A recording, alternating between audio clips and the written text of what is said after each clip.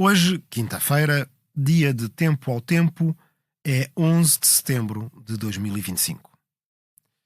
E hoje é impossível dizer 11 de setembro sem, para a maior parte de nós, essa data evocar o ataque terrorista do dia 11 de setembro de 2001, quando dois aviões pilotados por terroristas da Arábia Saudita, do Egito e de outros países, comandados por Osama Bin Laden, a partir do seu esconderijo no Afeganistão e depois no Paquistão, fizeram despenhar dois aviões contra as duas torres gêmeas do World Trade Center, localizado no sul de Manhattan, em Nova York. Muito se escreveu acerca desse atentado nos anos que se lhe seguiram, acerca do contexto do terrorismo islamista que planeou o atentado, acerca das pessoas que nele morreram e das outras vítimas que ficaram, nomeadamente das famílias que perderam os seus entes queridos. Muito se escreveu também acerca das teorias de conspiração que então nasceram e que ainda hoje persistem, aquelas que consideram que os edifícios foram alvo de uma implosão controlada, aquelas que se focam noutros edifícios do World Trade Center para além das duas torres principais, nomeadamente o famoso edifício 7º, famoso para as teorias da conspiração. Durante muito tempo, como toda a gente, fui seguindo as notícias sobre o World Trade Center e fui lendo com algum interesse os teóricos da conspiração que sobre esse atentado se debruçavam. E houve sempre um ponto cego em todas estas histórias que me fascinou. Esse ponto cego era porque é que praticamente ninguém falava do arquiteto do World Trade Center e da história da sua vida. Pois bem, é desse arquiteto e da história da sua vida que nós vamos falar hoje, em Tempo ao Tempo.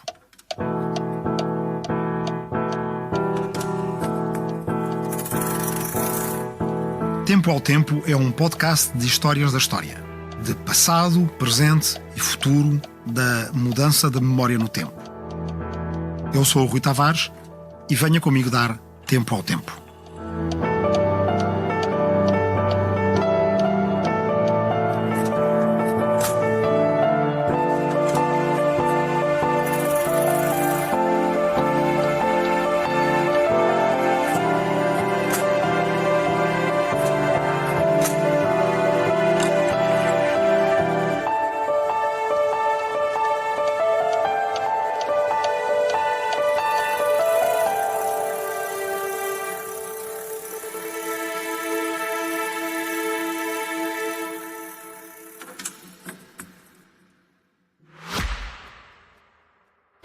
Subscrever o Expresso é ter acesso à melhor informação, a uma vasta oferta de conteúdos exclusivos e à opinião de referência. Subscrever o Expresso é tornar-se membro do nosso clube, poder ser voz ativa de uma comunidade informada e beneficiar de vantagens exclusivas. Subscreva o Expresso em expresso.pt/digital. Expresso. Liberdade para pensar.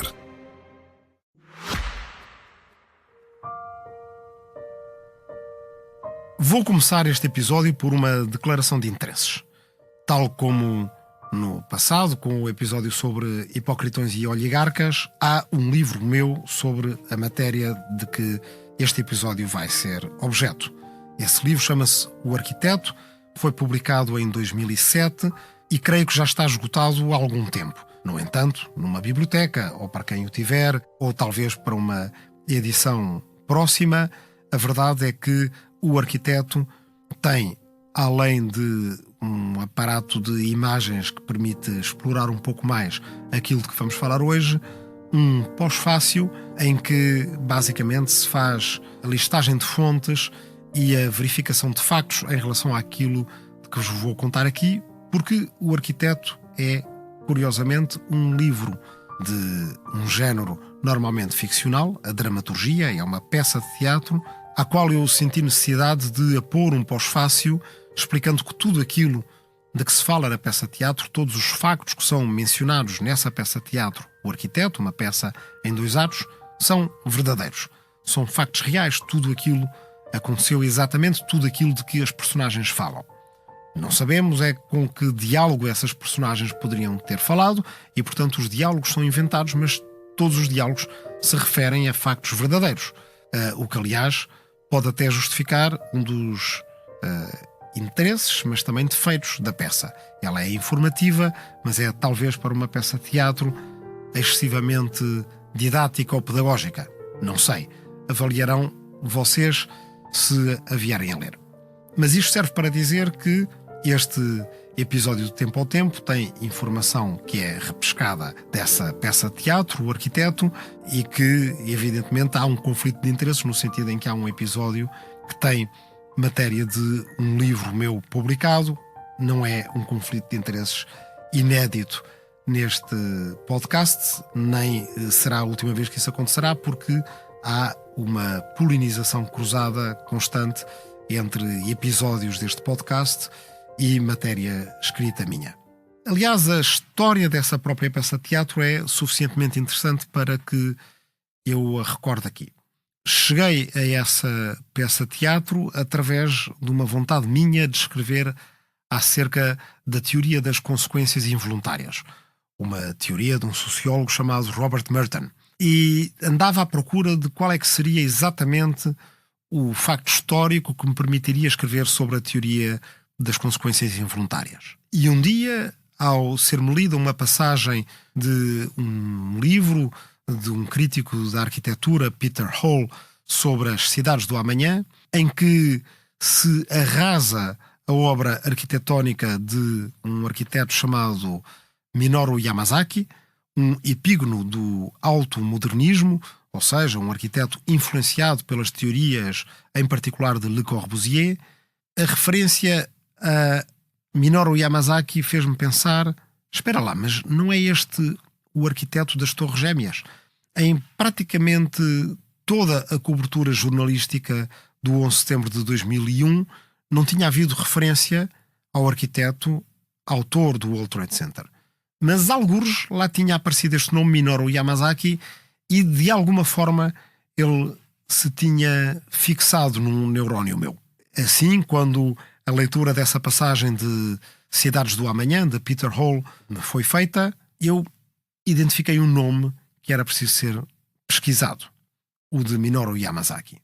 Conhecido, acima de tudo, pela destruição da sua obra mais icónica, o World Trade Center de Nova Iorque. Mas o que é curioso é que por detrás dessa destruição de uma obra icónica de um arquiteto que em tempos foi famoso, se escondia a destruição de outra obra ainda mais icónica de um arquiteto jovem que começou a ser famoso e que depois foi esquecido. Minoru Yamasaki não estava a ser criticado em Cidades do Amanhã de Peter Hall por causa do World Trade Center, mas antes por causa da obra com que praticamente começou a sua carreira e que o tornou famoso à sua época, celebrado e com uma reputação no início impecável.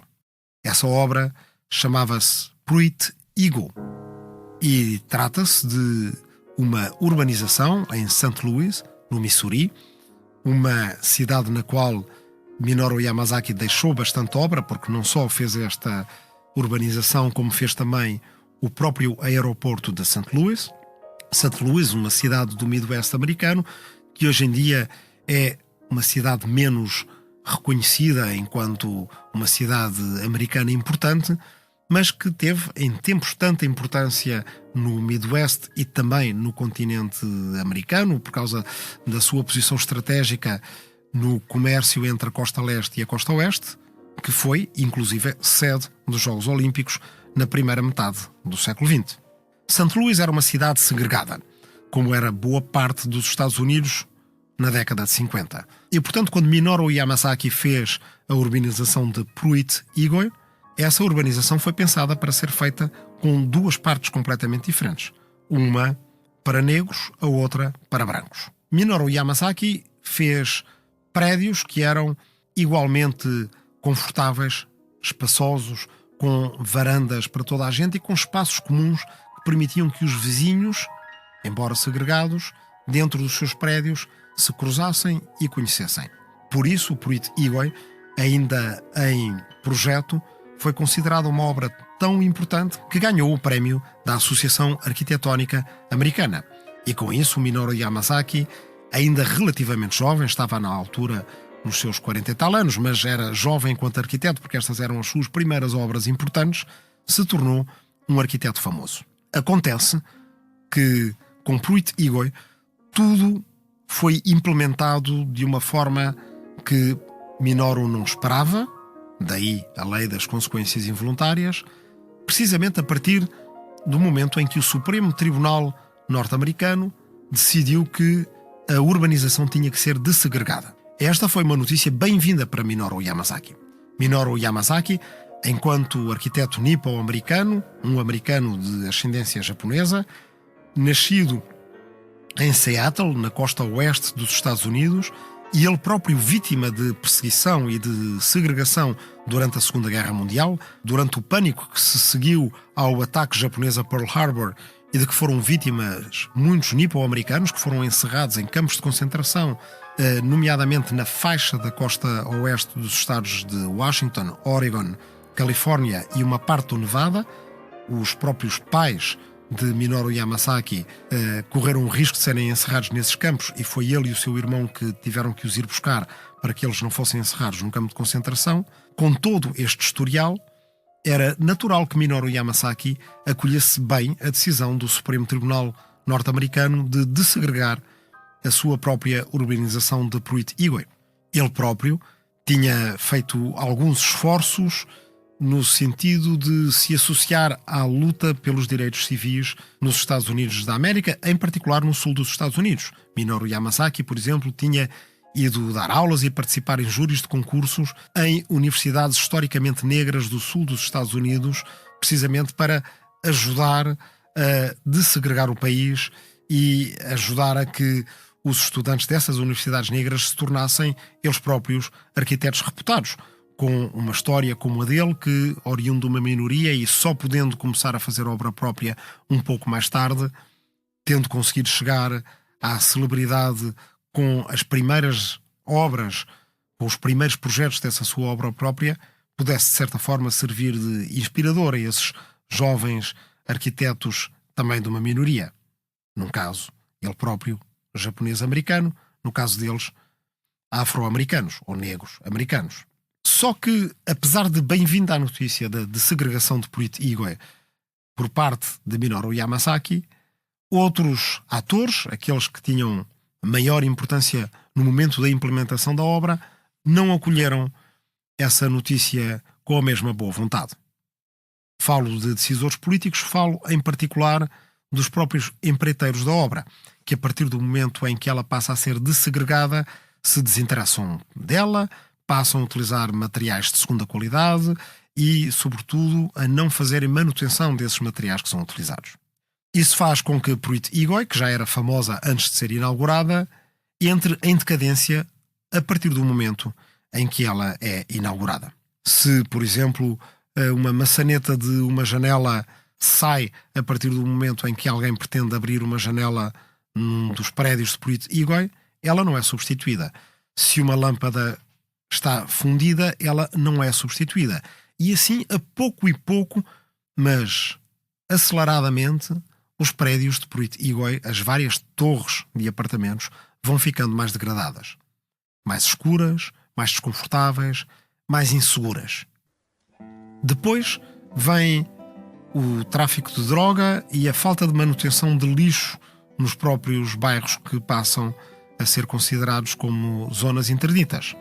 Há um desinteresse por parte do estado do Missouri e da própria municipalidade de St. Louis na manutenção dos prédios.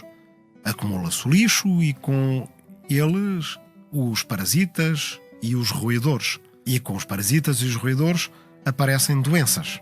As greves dos funcionários de recolha do lixo fazem o resto. O desinteresse das polícias piora tudo. As guerras entre gangues, por sua vez, também acabam por agravar um quadro que já era muito difícil. E por isso, o empreendimento de Pruitt-Igoe, inaugurado nos anos 50, ele já está em risco de manchar a reputação de Minoru Yamasaki nos anos 60 e nos anos 70, finalmente, é tomada a decisão de o implodir. E é aí, neste momento da história, que é o momento em que Peter Hall critica Minoru Yamasaki no seu livro as cidades do amanhã e descreve toda a degradação do edifício como se ela fosse culpa não dos empreiteiros que utilizaram materiais de segunda qualidade, não dos governadores e presidentes de Câmara que decidiram deixar ao abandono esses edifícios e não cuidar deles, mas como se fosse culpa do arquiteto, e mais do que ser culpa do arquiteto, da própria doutrina arquitetónica, do próprio estilo, da própria escola do alto modernismo. Peter Hall, que tinha certamente contas a ajustar com as teorias de Le Corbusier, utiliza Pruitt Igoe e Minoru Yamasaki como o bode expiatório do falhanço do próprio alto modernismo, das suas cidades planeadas, das suas Brasílias, das cidades que Peter Hall considera desumanas, considera tecnocráticas. E por isso toma Pruitt Igoe como o momento em que o alto modernismo morreu, dando início àquela que será a fase pós-modernista em arquitetura. Os tempos mudam, as vontades mudam e com eles as modas. A verdade é que quando Peter Hall escreveu a sua crítica do modernismo, estava na moda o pós-modernismo e os ataques ao alto modernismo enquanto artificial e desumano, tal como décadas mais tarde virão a estar na moda os ataques ao próprio pós-modernismo. Mas aí acende-se outra luz na minha memória. Na verdade, eu já tinha visto as implosões de Pruitt Igoe, porque o momento da destruição de Pruitt Igoe foi tão famoso que ele foi aproveitado em filme. E não um filme qualquer. Pauac-Katsi, o documentário de Godfrey Reggio, um padre que se tornou cineasta e que, num tríptico de filmes acerca da natureza e do desenfriamento da condição humana dentro dessa natureza, com uma banda sonora particularmente inspirada de Philip Glass, que se tornou também ela própria famosa, tem, em boa parte desse filme Pauac-Katsi, a recorrência das implosões de Pruitt Igoe como uma âncora do filme. E o próprio Philip Glass tem uma música composta precisamente para essa cena do filme de Godfrey Reggio. Uma música que é conhecida pelas suas escalas descendentes, pelos seus glissandos que evocam a própria implosão dos prédios. Minoru Yamasaki, sendo assim, não é um arquiteto conhecido apenas pela destruição do World Trade Center de Nova York, que paradoxalmente não nos deixa muito espaço a que falemos do próprio arquiteto. A maior parte das pessoas que conhece a história, como evidentemente todos conhecem do 11 de setembro de 2001, ouviu falar do World Trade Center, viu imagens das Torres Gêmeas, é possível que até as tenha visitado em viagens a Nova York, mas não sabe que Minoru Yamasaki foi o seu arquiteto. Menos ainda sabe que Minoru Yamasaki foi também o arquiteto de uma outra obra também implodida. Minoru Yamasaki pode então ser conhecido como o arquiteto mais azarado do mundo, porque as suas obras mais conhecidas, que fizeram a sua primeira e a sua segunda reputação, foram destruídas pela mão humana. E a isso devemos acrescentar também ainda a destruição por uma catástrofe natural do próprio aeroporto de St. Louis em anos mais recentes. Mas a verdade é que, tendo Minoru Yamasaki morrido em 1986, ele transportava consigo a chaga da destruição de Pruitt Igoe, mas acreditava ter sido vingado pela construção das Torres Gêmeas do World Trade Center. Construção essa que ele sabia ter sido polémica, porque, na verdade, o World Trade Center foi, em primeiro lugar, detestado, em particular pelos nova-iorquinos, que consideravam as Torres Gêmeas muito menos imaginativas do que os outros arranha-céus icónicos de Nova York, como o Empire State Building ou como o Chrysler Building, e que adoravam detestar as Torres Gêmeas durante os anos 70, quando elas tinham acabado de ser inauguradas, os anos 80 e até uma boa parte dos anos 90. Na minha primeira visita a Nova York, que é em 2000, as torres ainda eram cordialmente detestadas por uma parte dos nova-iorquinos, embora, evidentemente, todos gostassem de as visitar para ver a vista lá de cima e, em particular, para ir ao famoso restaurante Windows on the World, que marcava um dos seus andares mais altos. Eu próprio me dirigi ao World Trade Center em abril de 2000 para o visitar e depois, face ao encerramento de uma parte do edifício por algum feriado municipal ou outra a razão de que hoje sinceramente me não lembro, acabei por afastar-me delas pensando, bem, hei de vir outras vezes a Nova Iorque e hei de voltar a visitar as torres. Ninguém imaginava que elas viriam a desaparecer. Ninguém, exceto talvez Osama Bin Laden. E aqui chegamos à parte mais inquietante, mais interessante e paradoxalmente mais ausente de todas as leituras sobre o 11 de setembro de 2001. É que com tanta teoria da conspiração, nunca ninguém se dedicou a estudar a encruzilhada na qual se encontram os percursos de Minoru Yamasaki e de Osama Bin Laden. Sim, porque essa encruzilhada existe. Porque se acabei de vos contar que Minoru Yamasaki é um arquiteto relativamente tardio, mas que se torna famoso com a sua primeira obra. Que com a sua primeira obra ganha uma reputação que lhe permite fazer ainda mais obra, mas depois, com a destruição dessa sua primeira obra, há uma machadada na sua carreira que poderia ter dado cabo da sua reputação. E se depois a outra parte da história conhecem vocês, que é a da destruição do World Trade Center, que evidentemente, apesar de cordialmente detestado, era icónico, aparecia em todos os cartazes de Manhattan, em todas as fotografias e até no próprio logotipo do filme Manhattan de Woody Allen, em que as torres gêmeas fazem as duas pernas do H de Manhattan.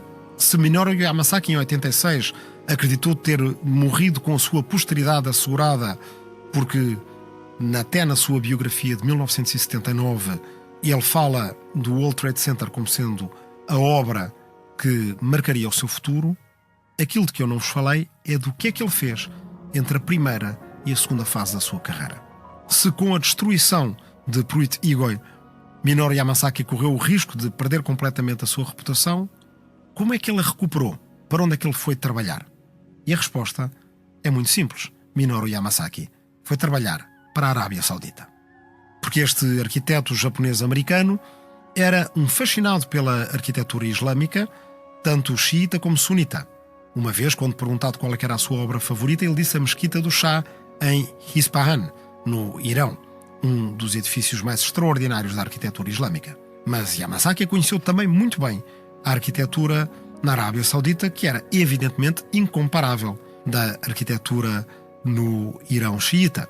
É que, ao passo que o Irão tinha uma tradição arquitetónica que vinha do Império Persa e que tinha passado por algumas das obras mais importantes, mesmo na sua fase islâmica, a Arábia Saudita era comparativamente mais atrasada em termos arquitetónicos e, de qualquer forma, os seus edifícios mais importantes estavam em Meca e Medina e eram interditos a não muçulmanos. Então Minoru Yamasaki tinha na Arábia Saudita, por um lado, mais espaço onde trabalhar e mais recursos também, porque a Casa de Saúde, os reis da Arábia Saudita, tinham muito dinheiro para gastar e precisavam de arquitetos de renome. E foi assim que Minoru Yamasaki foi trabalhar para a Arábia Saudita para recuperar aquilo que tinha sido destruído da sua reputação com a própria destruição de Pruitt Igoe. Desenhou e fez construir o Banco Central, desenhou e fez construir o terminal do Rei Fahd para os peregrinos às cidades santas de Meca e Medina. E durante esses anos em que trabalhou na Arábia Saudita, um empreiteiro em particular era o dono de obra mais importante das obras de Minoru Yamasaki, porque era também o dono de obra mais importante das obras que eram mandadas fazer pela Casa de Saúde. Esse homem era Mohammed bin Laden, o pai de Osama, um migrante iemenita que nasceu pobre e praticamente iletrado, mas que cresceu com a Casa de Saúde e que foi o empreiteiro mais importante do reino e, portanto, evidentemente não poderia ter deixado de se cruzar com Minoru Yamasaki quando ele foi arquiteto dos preferidos da Casa de Saúde. O pai de Osama Bin Laden, como sabemos, teve mais de 50 filhos. Em geral, utilizava os seus casamentos, que poderiam ser até 4, segundo a lei islâmica, da maneira seguinte, tendo 3 mulheres fixas e divorciando-se sempre da última para poder trazer uma mulher nova. A mãe de Osama Bin Laden, uma jovem síria, era precisamente uma destas mulheres. E, portanto, Osama, que não era um dos filhos mais velhos, nem um dos filhos das mulheres mais importantes, foi sempre um pouco afastado pelos seus outros irmãos que herdaram o Mohammed Bin Laden Group da Arábia Saudita. Talvez essa seja uma parte mais psicanalítica da sua história que também não foi muito explorada. O que é certo é que, enquanto ele era adolescente e enquanto se preparava para estudar precisamente engenharia, é a mesma época em que o World Trade Center de Nova Iorque está a ser construído. Não terá certamente escapado à atenção de Osama Bin Laden que ali estavam a ser feitas as 2 torres mais altas do mundo e que assim o foram durante algum tempo. O que não sabemos se Osama Bin Laden sabia é a intenção que tinha Minoru Yamasaki para essas torres. Não sei se lembram, aqui há uns anos que houve uma polémica em torno da construção de um centro comunitário islâmico perto das ruínas do World Trade Center. Aquilo a que em inglês se chamava uma Ground Zero Mosque, ou seja, uma mesquita próximo da zona de impacto do próprio 11 de setembro.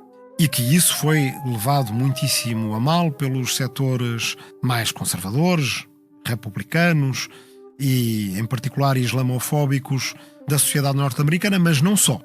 Mesmo para bastantes democratas, era considerado sinal de desconforto haver um templo ou, pelo menos, um centro comunitário islâmico ali perto do lugar onde terroristas islamistas tinham destruído o World Trade Center.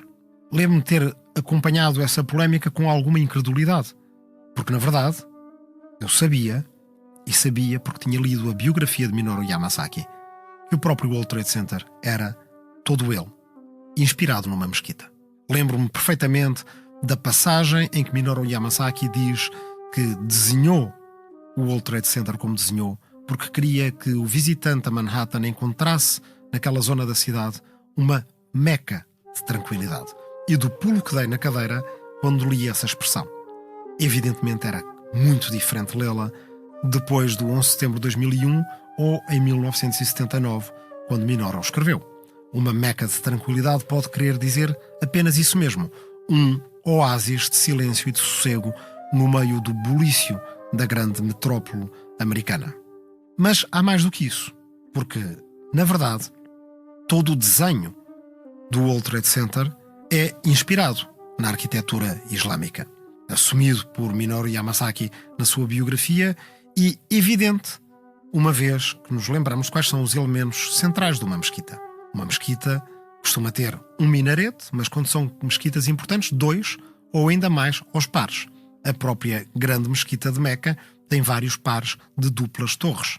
A dupla torre é um sinal comum das mesquitas mais importantes.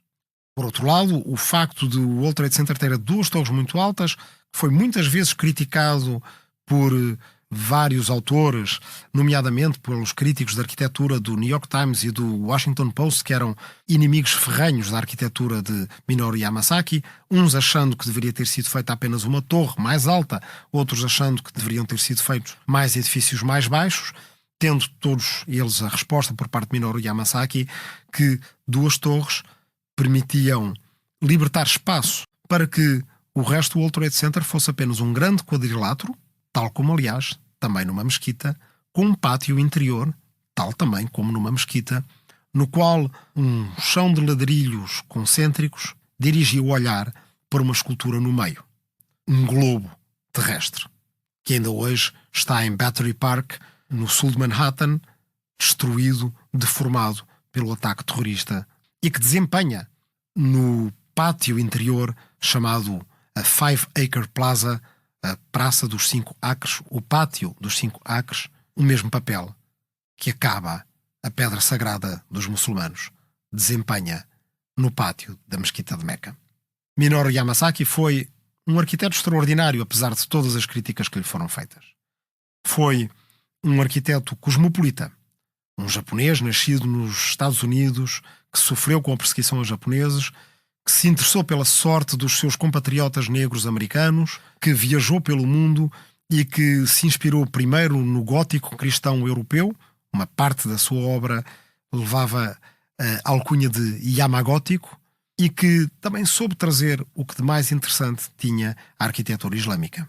Quem ainda hoje observa as fotografias do World Trade Center pode ver nas nervuras dos pilares exteriores que sustentavam os edifícios a sugestão de um arco, pode ser como o arco gótico europeu ou como o arco ogivado das mesquitas do Médio Oriente. Diz-se, aliás, dizem alguns autores, embora essa seja uma opinião polémica, que a inspiração para o gótico europeu está na arquitetura islâmica que os cruzados tinham visto na Terra Santa. É por isso que acho que vale a pena voltar a esta figura de Minoru Yamasaki. Não só porque nos permite conhecer com factos reais, muito mais interessantes do que qualquer teoria da conspiração, a sua história, mas também porque nos permite lembrar algo de que Minoru Yamasaki fala na minha peça. Essa sim, uma fala inventada, mas que acredito ser fiel ao pensamento de Minoru. A ideia de que os edifícios são importantes pelos espaços vazios que deixam. De que construir torres pode ser uma forma de deixar pátios no interior. Porque é verdade que precisamos de cidades e de edifícios, mas para que a humanidade se encontre, precisaremos sempre de praças.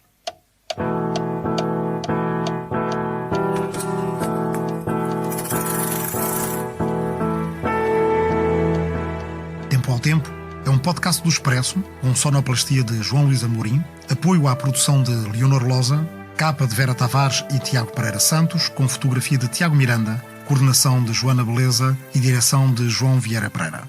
E eu sou o Rui Tavares.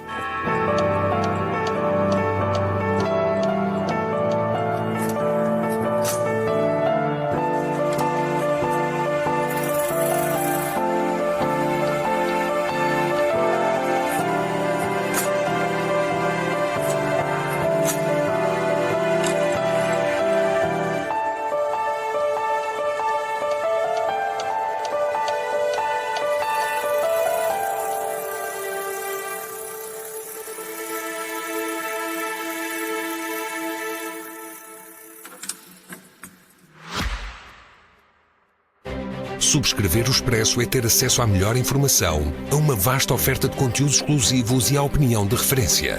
Subscrever o Expresso é tornar-se membro do nosso clube, poder ser voz ativa de uma comunidade informada e beneficiar de vantagens exclusivas. Subscreva o Expresso em expresso.pt/digital. Expresso. Liberdade para pensar.